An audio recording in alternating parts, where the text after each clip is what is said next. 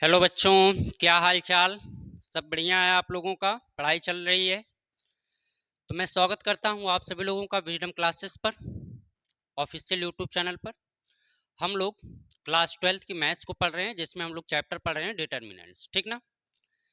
आज की टॉपिक हम लोगों की होगी प्रॉपर्टीज ऑफ डिटर्मिनेंट्स, यानी कि आज हम लोग डिटर्मिनेंट्स की प्रॉपर्टी के बारे में पढ़ेंगे। और इसके पहले की क्लास में हम लोगों ने किसी भी डिटर्मिनेंट को एक्सपेंड करना सीख चुके हैं कि किसी भी डिटर्मिनेंट की, चाहे वो 2 × 2 की हो, चाहे 3 × 3 की हो, चाहे 1/1 की हो, किसी भी डिटर्मिनेंट की वैल्यू को हम कैसे डिफाइन करते हैं, ये हमने प्रीवियस क्लास में सीखा है। आज की क्लास में हम लोग सीखेंगे प्रॉपर्टीज ऑफ डिटर्मिनेंट्स क्या होती है। तो अगर आप चैनल पे नए हैं तो प्लीज चैनल को सब्सक्राइब कर लीजिएगा और पूरी वीडियो को वॉच करिएगा। आपको मैं गारंटी लेता हूं कि आपको जरूर इससे लाभ होगा और आप कॉन्सेप्ट के साथ हर बारीकी से सभी चीज़ों को सीख पाएंगे, ताकि आपको किसी भी क्वेश्चन में, किसी भी बुक से आप क्वेश्चन को सॉल्व कर रहे हो तो आपको कोई समस्या ना हो। ठीक है, चलिए तो शुरू करते हैं आज की क्लास को। प्रॉपर्टीज ऑफ डिटर्मिनेंट्स क्या होती हैं, सबसे पहले तो हम यही देखेंगे। इसके बाद हम लोग एक्सरसाइज 2.4.2 के क्वेश्चन को सॉल्व किया जाएगा। तो पहली प्रॉपर्टी क्या है, पहले तो हम ये देखेंगे।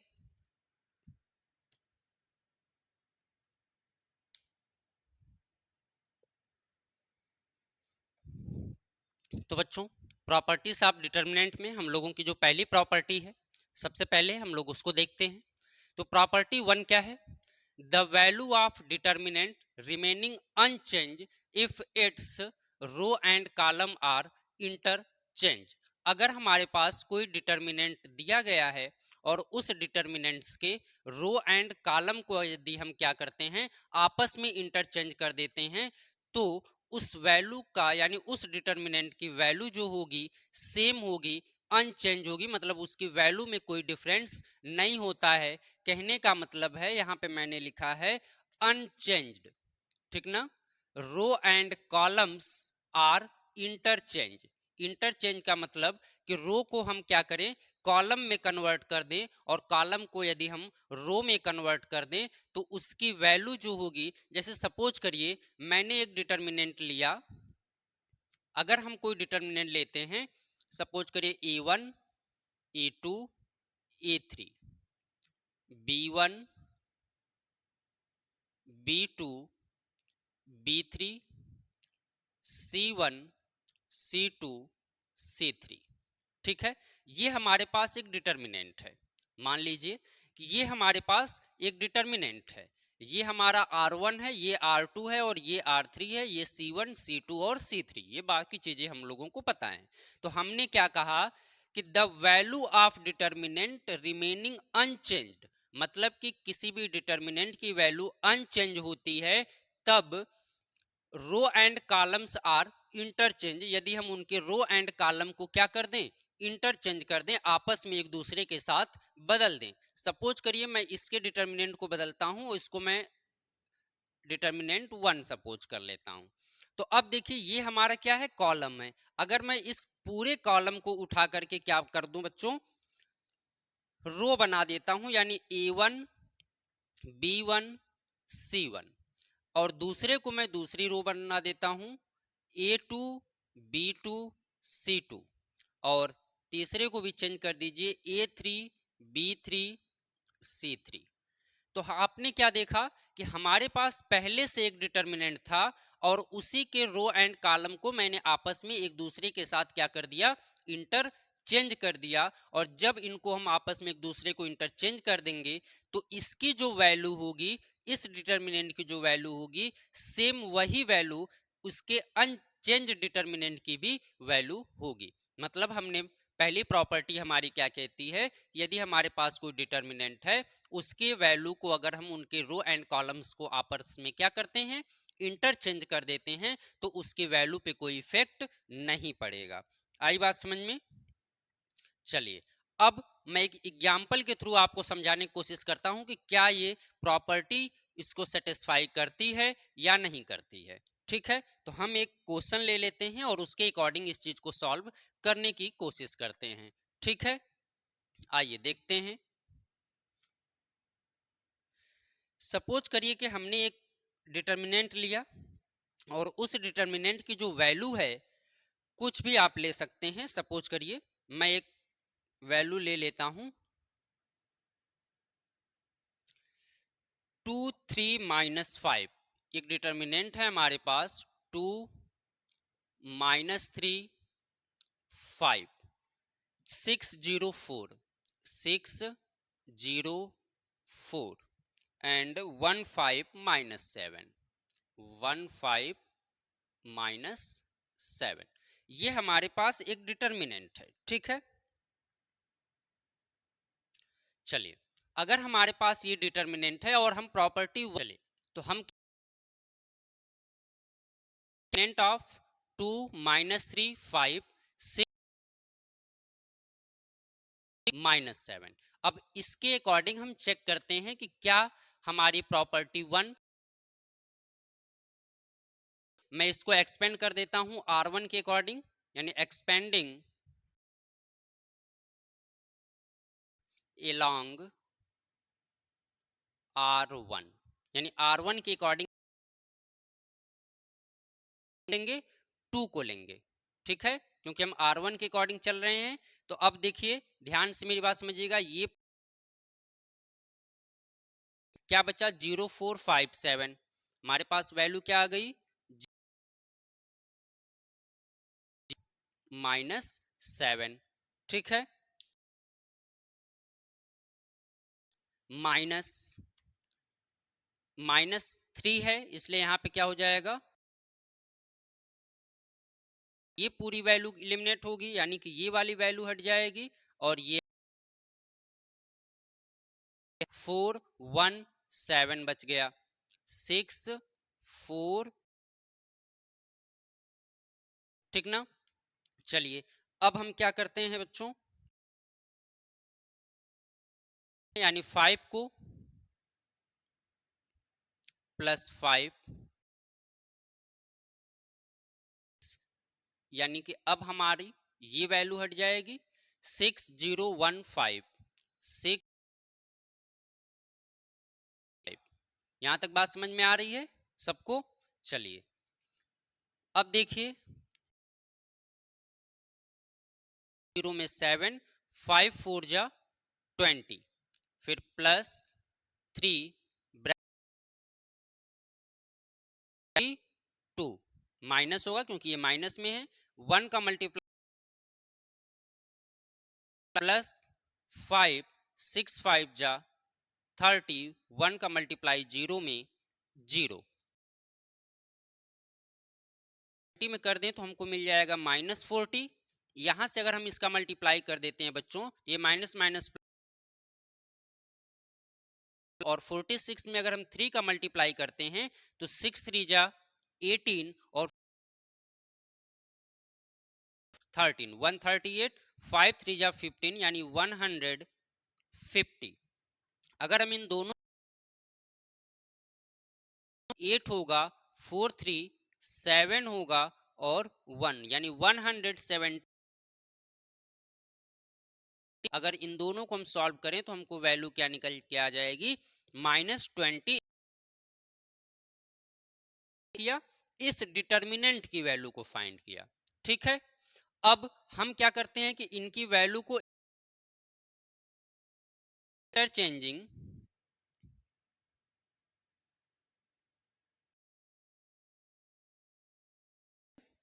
कॉलम,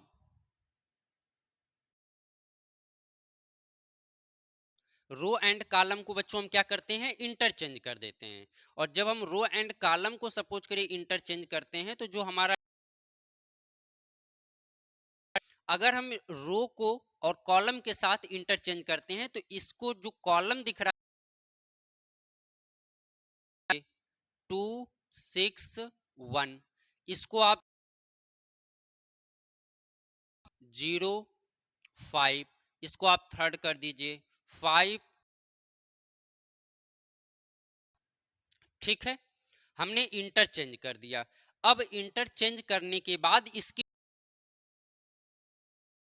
इसके डिटर्मिनेंट को फाइंड कर लेते हैं। तो सपोज करिए मैं एक्सपेंड कर देता हूं along C1, यानी कि हम पहले है।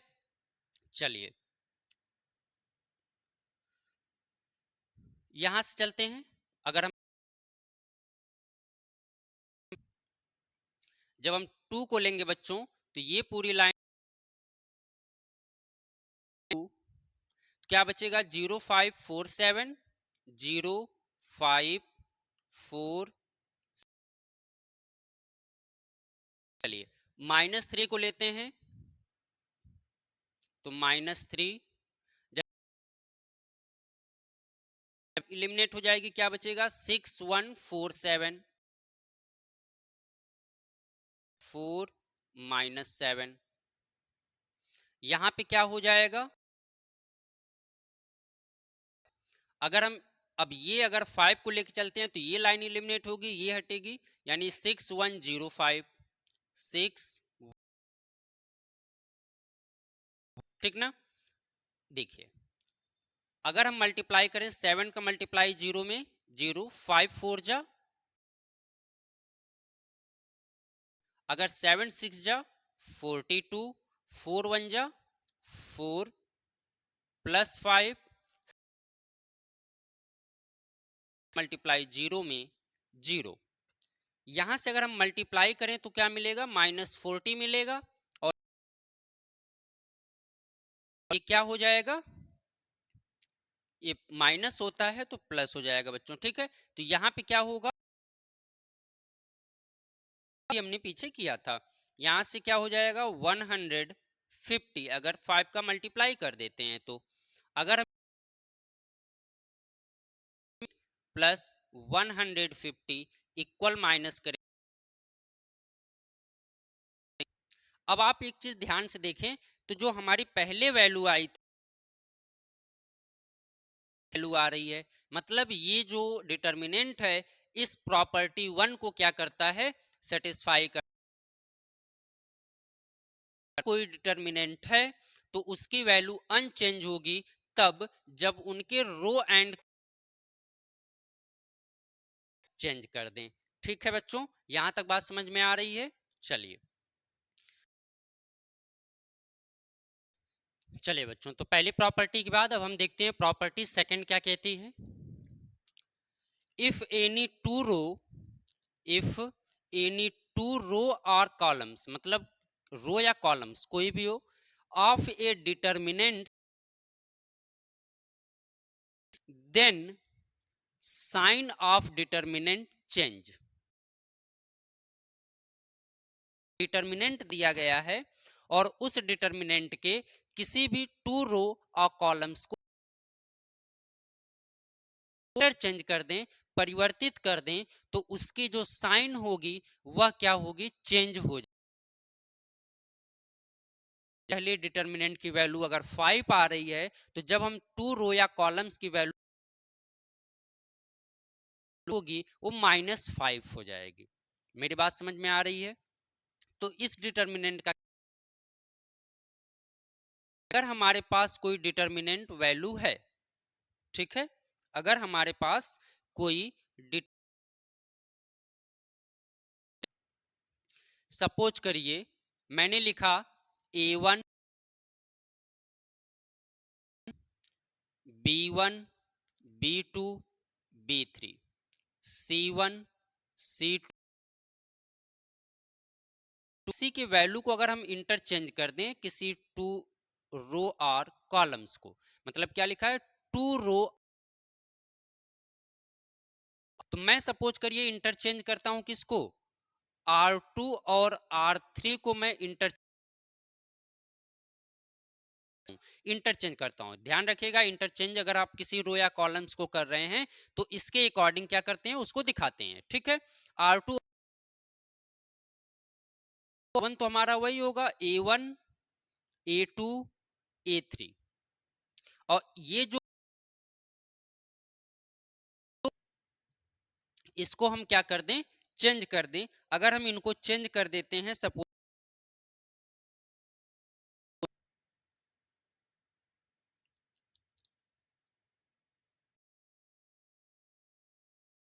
अगर हम इनको चेंज कर देते हैं, सपोज करिए R2 और R3 को, तो ये जो R2 है वो R3 बन जाएगा, और जो R3 C2 C3 B1। बच्चों आपने क्या देखा कि मैंने इस लाइन को यहां पे कर दिया और इस R3 को हमने इंटरचेंज कर दिया, रिप्लेस कर दिया एक दूसरे के साथ। ठीक है, तो अब तो जो हमारी प्रॉपर्टी सेकंड है वो कह रही है कि इनका जो साइन होगा, साइन ऑफ डिटर्मिनेंट चेंज, मतलब अगर एक पॉजिटिव आएगा तो दूसरा क्या सेम होगी। मतलब अगर हमारे पास कोई डिटर्मिनेंट है और उसके अगर हम किसी टू रो और कॉलम्स, उसकी साइन जो होगी वो क्या होगी, चेंज हो जाएगी। चलिए मैं आपको एक एग्जांपल के अकॉर्डिंग इसको दिखाता हूं। अभी हमने जो की वैल्यू चेंज होती है, चलिए देखते हैं।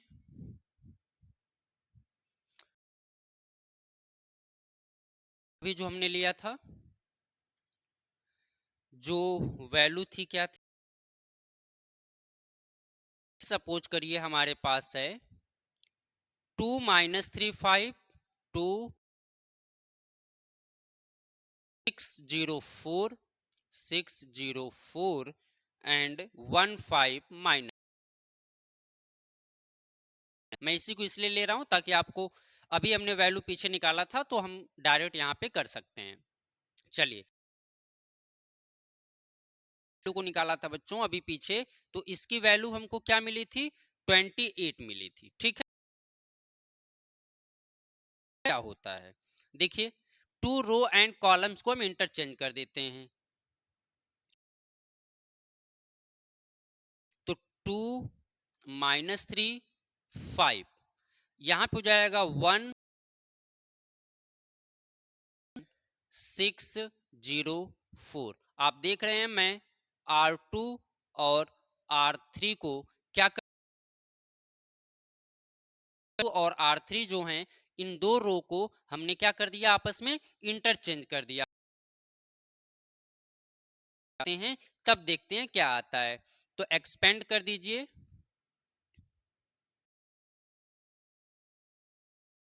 एलोंग R करते हैं, तो जो होगा 2 होगी, ऊपर R1 और C1 इलिमिनेट हो जाएगा, क्या बचेगा 570 -704। फिर यहाँ पे क्या हो जाएगा, क्योंकि यहाँ माइनस होता है। अब ये सेकंड कॉलम हट, 1-764, ये वैल्यू बचे +5। अगर 5 को देखें तो ये C3 हट गया, R1 हट गया, तो 1560 ये वैल्यू हो जाएगी। अगर हम इसकी वैल्यू ब्रैकेट में 5 4 जा 20 -0, फिर 4 6 4 जा, सॉरी 6 7 जा 40, 5 1 का मल्टीप्लाई 0 में 0, 6 5 जा, नीचे ना दिखाई दे रहा हो, 20 का मल्टीप्लाई 2 के साथ करेंगे बच्चों, क्या मिलेगा 40 मिलेगा। और 46 में अगर हम 3 का मल्टीप्लाई कर दें तो 6 3 जा 18 13, यहां से हो जाएगा -150 का 178 माइनस 150 माइनस 28 मिल गई। तो अभी हमने जब बिना चेंज किए इसके वैल्यू को निकाला था, और जब हमने किसी दो रो को क्या कर दिया, इंटरचेंज कर दिया, तो इसकी वैल्यू क्या निकल के आ गई, कह रही है हमारी क्या प्रॉपर्टी सेकंड, कि यदि आप किसी ए हैं इंटरचेंज कर देते हैं तो साइन देन डिटर्मिनेंट की साइन क्या हो जाएगी, चेंज हो जाएगी। ठीक है, तो उम्मीद कर रहा हूं प्रॉपर्टी सेकंड आपको क्लियर हो गई होगी। चलिए बच्चों, प्रॉपर्टी सेकंड के बाद हम लोग प्रॉपर्टी थर्ड देखते हैं कि प्रॉपर्टी थर्ड क्या होती है। इफ एनी टू रो और कॉलम, यानी किन्हीं दो रो या फिर कॉलम को of a determinants are identical, यानी किसी भी बराबर होना। ठीक है, तो कहने का मतलब है कि यदि किसी डिटर्मिनेंट की दो रो आइडेंटिकल हों, या फिर कह सकते हैं कि all corresponding elements are same, हमने क्या लिखा, are same, then value of determinant is zero, यानी कि अगर किसी डिटर्मिनेंट दिया गया है और उस डिटर्मिनेंट की किन्हीं दो रो सेम दिख रही हो, इक्वल दिख रही हो, तो उस सॉल्व करने की जरूरत नहीं है। ये प्रॉपर्टी क्या समझा, कि अगर सपोज करिए हमारे पास कोई डिटर्मिनेंट है, सपोज करिए मैंने एक डिटर्मिनेंट ली A3, B1, B2, A1, A2, A3, तो आप देख पा रहे होंगे आसानी से कि यहां पे जो R1 है, ये दोनों आपस में क्या दिख रही हैं आपको, इक्वल दिख रही हैं, बराबर। यदि कोई दो रो या फिर कॉलम डिटर्मिनेंट की क्या हो, आइडेंटिकल हो, या फिर उनके एलिमेंट्स, तो उस डिटर्मिनेंट की जो वैल्यू होगी वो क्या होगी, की जो वैल्यू होगी बच्चों, हमारे पास कोई डिटर्मिनेंट सेम है, बराबर है, इक्वल है, तो उस डिटर्मिनेंट, यह कह रही है हमारी प्रॉपर्टी थर्ड। चलिए हल करके दिखाता हूं कि क्या ऐसा होता है। चलिए मैं एक क्वेश्चन ले लेता हूं और उसको करने की कोशिश करते हैं। चलिए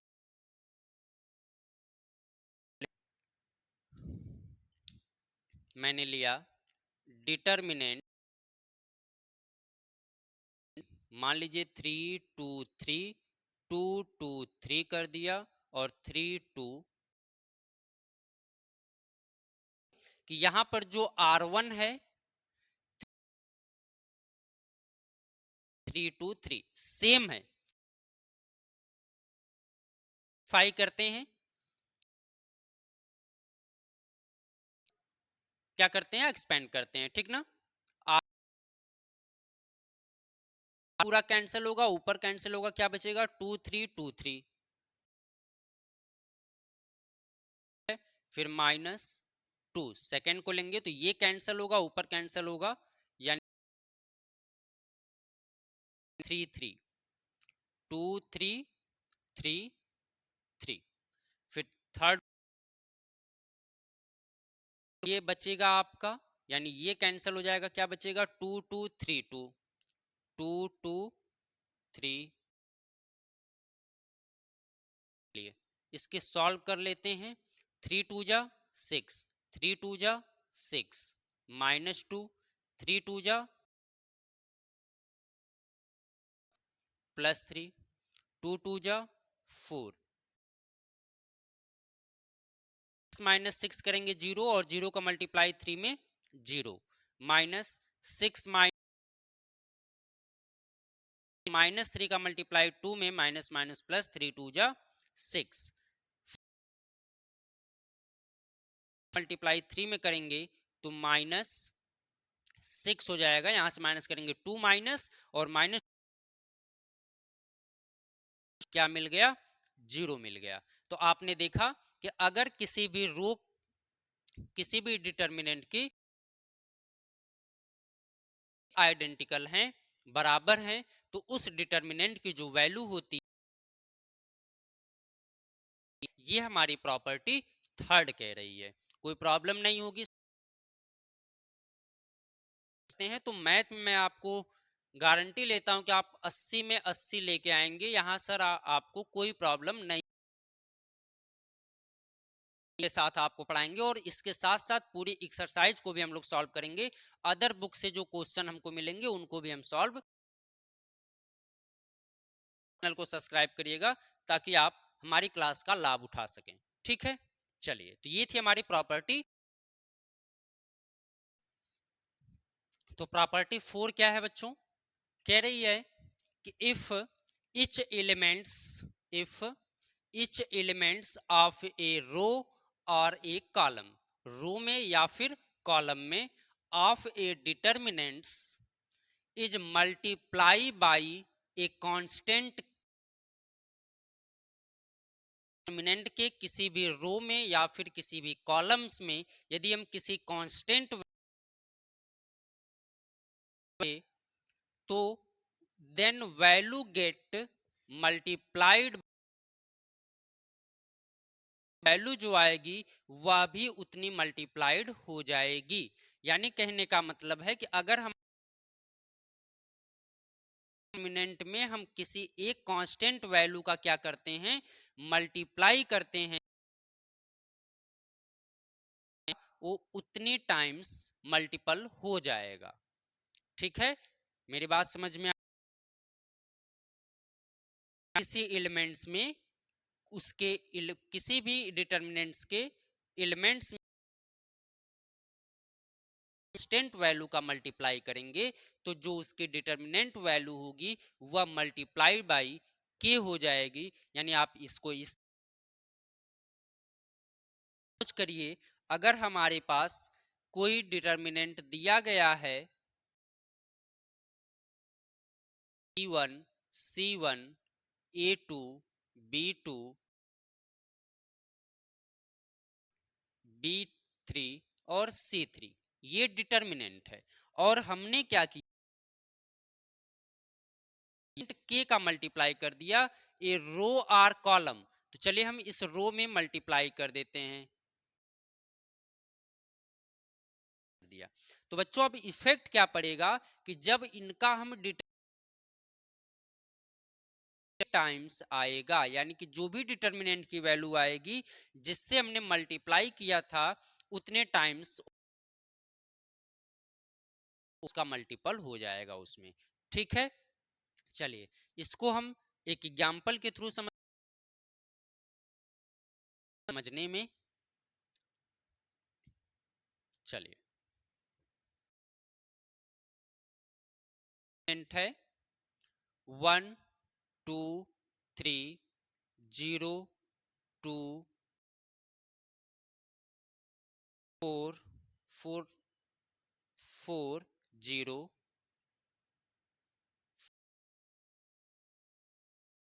कहा कि आप इसके फर्स्ट रो में किसका मल्टीप्लाई कर दीजिए 3 का मल्टीप्लाई कर दीजिए। यानी 3 का कर देते हैं तो जब हम 3 का मल्टीप्लाई करेंगे देखिए यहाँ पे 1 इंटू 3 हो जाएगा और ये 0 2 1 4 0 5। अगर हम मल्टीप्लाई कर देते हैं तो हमको मिलेगा 3 6 9 1 4 0 5। अगर इसकी वैल्यू को हम निकालना चाहें तो इसकी जो वैल्यू आए इधर लगा रहा हूं, ठीक है। अगर हम फर्स्ट रो के अकॉर्डिंग अगर हम इसको एक्सपेंड करते हैं तो 3 105 होगा, 2105 2105, फिर माइनस, अब ये लाइन कैंसिल होगी, ये कैंसिल होगी, क्या बचेगा 0145 0। इसके बाद 9 को लेंगे तो अब ये लाइन कैंसिल होगी, आर 0240। अब इसकी वैल्यू अगर 10 सॉरी 5 टू जा 10 माइनस 0 6 4 प्लस 9 0 माइनस 8, यहां से हो जाएगा 30 और यहाँ पे माइनस 8 9 जा 72 24, तो कितना हो जाएगा बच्चों 54 माइनस 72, यानी 12 माइनस 4 होगा 8 आएगा और 6 माइनस 5 आएगा। यानी ये तो हमने क्या किया, मल्टीप्लाई करने के बाद इसकी वैल्यू को निकाला है ना। चलिए इसके अकॉर्डिंग तो अगर हम सॉल्व करते हैं 1 5 टू जा 10 माइनस 1, 5 टू जा 10 माइनस 1, तो जब 2 को लेंगे तो ये कैंसिल हो जाएगा, ये कैंसिल, 5 का मल्टीप्लाई 0 में 0 4 1 जा, तो ये कैंसिल होगा, ये कैंसिल होगा, 0 माइनस 8, 4 टू जा 8 और यहां से 8 3 जा 24 प्लस करेंगे 18 माइनस 4, कितना हो जाएगा माइनस 6। आप देख सकते हैं कि इसके अकॉर्डिंग जो वैल्यू आई है वो माइनस 6 आई है, और जब हमने इसमें फिर इसकी वैल्यू को फाइंड किए हैं तो इसकी वैल्यू माइनस 18 आई। तो आप देख लीजिए हमने किससे मल्टीप्लाई किया था, करने पे आई है वह भी कितने टाइम्स है, 3 टाइम्स है। तो यही हमारी प्रॉपर्टी 4 कह रही है कि यदि चाहे रो हो या कॉलम्स हो, अगर हम उसमें किसी कांस्टेंट वैल्यू का मल्टीप्लाई करते हैं तो उसकी मल्टीपल होके मिलेगी। उम्मीद कर रहा हूं अब एकदम क्लियर हो गया होगा, कोई problem.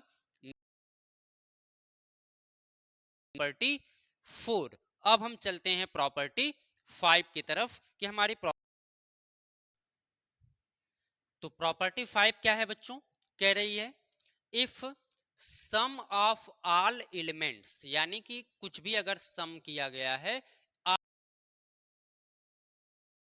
Are column of a determinants are express as sum of 2 और मोर term,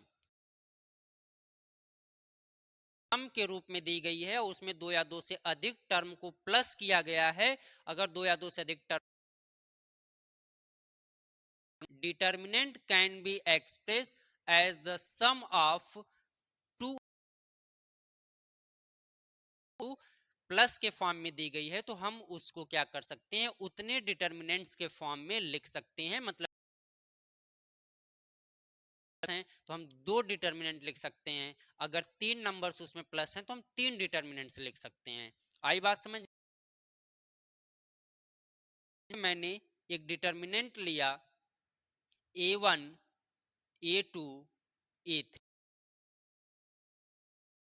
B2 B3 C1 C2 C3, ये यहाँ पे R1 प्लस है, यहाँ पे R2 प्लस है, यहाँ पे R, देखिए एक से ज्यादा टर्म प्लस किया गया है तो इसको आप 2 टर्म में लिख सकते हैं, यानी पहली determinant A3 B1 B2 B3 C3, तो दूसरी डिटर्मिनेंट क्या हो जाएगी? R1 R2 B1 B2 B3 C1 C2 C3 लिख सकते हैं। अगर यहां पे मान लीजिए एक टर्म और प्लस किया गया है, मान लीजिए 2 और यहाँ पे लैम्डा 3 है, तो इसको हम एक और डिटर्मिनेंट लिख सकते हैं, क्या? Lambda 3 B1 B2 B3 C1 C2 C determinant सम के रूप में दी गई है अगर उनके सभी एलिमेंट्स में प्लस किया गया। ध्यान रखें, ऑल एलिमेंट्स, यानी कि मतलब सभी एलिमेंट्स में क्या होना चाहिए? इक्वल प्लस होना चाहिए। ठीक है, तो जब तो उतने फॉर्म में क्या कर सकते हैं? एक्सप्रेस कर सकते हैं। तो ये था हमारा प्रॉपर्टी 5। चलिए बच्चों, प्रॉपर्टी 6 क्या है? If to each elements of any row or column of a determinant, then equimultiple of corresponding elements of the row or column are added, then value of determinant remaining the किसी भी determinant के सभी elements, etch element किसी भी determinants के किसी रो या columns के सभी एलिमेंट्स में इक्वी मल्टीपल यानी equal elements of other row or column are added, यानी कि अगर हम रो हैं, मान लीजिए R1 R2 R3, और वो कह रहा है कि किसी एक, क्या करिए? किसी एक वैल्यू का मल्टीपल करिए और मल्टीपल करके उसको आप किसी रो या कॉलम के बाद then value of determinant remaining the same, यानी कि उसकी जो वैल्यू होगी, तो इसको हम ऐसे समझते हैं, सपोज करिए कि हमारे पास A1 B1 B2 B3 है, C1 C2 डिटर्मिनेंट। ठीक, ध्यान से समझिएगा, कह रहा है कि इच एलिमेंट्स यानी सभी किसी रो या कॉलम्स में इक्वी मल्टीपल यानी इक्वल वैल्यू में मल्टीपल कर देता हूं, किसका? R3 में मैंने K का मल्टीप्लाई जाएगा। ये जो कह रहा है equimultiple corresponding elements of other row या कॉलम्स आर एडेड। अब इसको आप किसी रो या कॉलम, मतलब अगर मैं अब इसको R1 में प्लस कर दूं तो हमारा वैल्यू हो जाएगा A1 plus A2 plus KC2 A3 plus KC3 B2 B3। ठीक है, C3 मतलब आपने ये समझा कि अगर हम किसी में equal multiple corresponding elements of row or column are added, हमको ये डिटर्मिनेंट मिल गया। अब वो कह रहा है कि जो इसकी वैल्यू होगी इस डिटर्मिनेंट की सेम होगी, मतलब इनकी वैल्यू में कोई चेंजिंग नहीं हो। तो बच्चों, ये थी आज की हमारी क्लास, जिसमें हमने आज की क्लास में क्या पढ़ा? प्रॉपर्टी ऑफ, ने चर्चा की, हमने आपको 1 से लेकर के 6 प्रॉपर्टी जो थी उनको एक्सप्लेन एकदम क्लियर हो गई होगी, अब कोई समस्या नहीं होगी। कल की क्लास में जब हम लोग मिलेंगे, जितने भी क्वेश्चन हैं उन सभी क्वेश्चंस को आपको मैं सॉल्व करवाऊंगा। ठीक है, दिएगा कल की क्लास में अगर आपको कोई प्रॉब्लम होगी तो आप कमेंट करिएगा कि सर ये प्रॉपर्टी हमें समझ में नहीं आई है, मैं